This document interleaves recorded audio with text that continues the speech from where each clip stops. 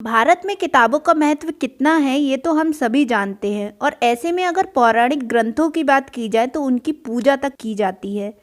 भारतीय इतिहास किसी विशाल समुद्र की तरह है जिससे इतना समृद्ध बनाने में पौराणिक कथाओं का भी हाथ रहा है।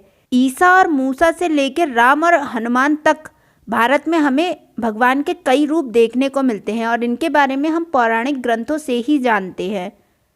रामायण, महाभारत, भागवत गीता, कुरान, बाइबल सभी में ऐसी कई कहानियाँ बताई गई हैं जिनके बारे में शायद आपको ना पता हो। ऐसे कई राज इन कथाओं में छुपे हैं जो धर्म की कड़ी को जोड़ते हैं।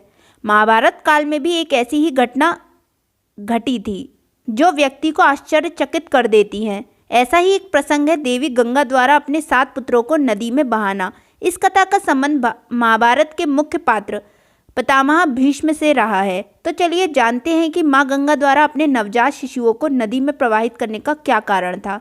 नमस्कार दोस्तों, स्वागत है आपका हमारे चैनल दैविक गुरु पर।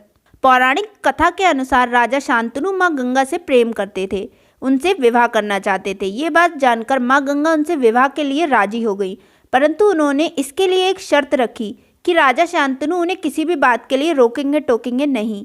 वे माँ गंगा से प्रेम करते थे तो उन्होंने उनकी इस शर्त को मान लिया और कभी ना रोकने टोकने का वचन भी दे दिया। पर उनको दिया ये वचन राजा शांतनु के लिए बड़ी आफत बन गई। विवाह के बाद जब देवी गंगा गर्भवती हुई, वे जन्म के बाद अपनी हर संतान को नदी में बहा देती थी। इस क्रम में देवी गंगा ने अपने 7 पुत्रों को नदी में बहाकर उनकी हत्या कर दी, क्योंकि राजा शांतनु ने देवी गंगा को वचन दिया था कि वे उनसे कभी कोई प्रश्न नहीं करेंगे। इस वचन के चलते वे अकेले में तड़पते रोते और देवी गंगा से किसी तरह का कोई सवाल भी नहीं कर पाते थे। जब देवी गंगा ने 8वें पुत्र को जन्म दिया तो वे उसे नदी में बहाने जा रही थी कि पीछे से शांतनु ने आकर उन्हें रोक लिया और कहा कि मैं ये सहन नहीं कर पाऊंगा। तब देवी गंगा ने उन्हें कोई भी प्रश्न न पूछने का वचन याद दिलाया। राजा ने कहा, उस समय मैं राजा था, लेकिन अभी मैं एक पिता के हक से ये सवाल करता हूँ कि तुम बार बार मेरे पुत्रों की इस तरह हत्या क्यों कर रही हो। तो देवी गंगा ने बताया कि मैं अपने पुत्रों की हत्या नहीं कर रही हूँ, बल्कि उनको श्राप मुक्त कर रही हूँ। मैं स्वर्ग में रहने वाली ब्रह्मा पुत्री आपके साथ धरती पर एक श्राप के साथ रह रही हूँ। उन्होंने आगे बताया कि पिछले जन्म में महाराज महाभिषेक थे जो इंद्रलोक आए थे, तब मैं पिता के साथ वहाँ पहुँची थी। महाराज महाभिषेक ने मेरी सुंदरता को देखकर मोहित हो गए और मैं भी उनमें खो गई। ये देखकर ब्रह्मदेव को क्रोध आ गया और उन्होंने हम दोनों को मनुष्य रूप में जन्म देने के लिए श्राप दे दिया। तो देवी गंगा ने बताया कि नहीं, आपकी 8 संतानें तो वसु हैं। वरिष्ठ ऋषि को गाय को चुराने पर ऋषि ने उन्हें धरती पर जन्म देने के लिए श्राप दिया था।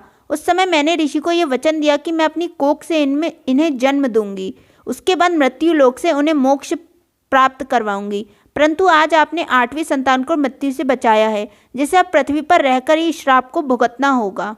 और दोस्तों, देवी गंगा राजा शांतनु के 8वें पुत्र देवव्रत जी थे, जो अपनी प्रतिज्ञा के कारण भीष्म पितामह के रूप में जाने गए।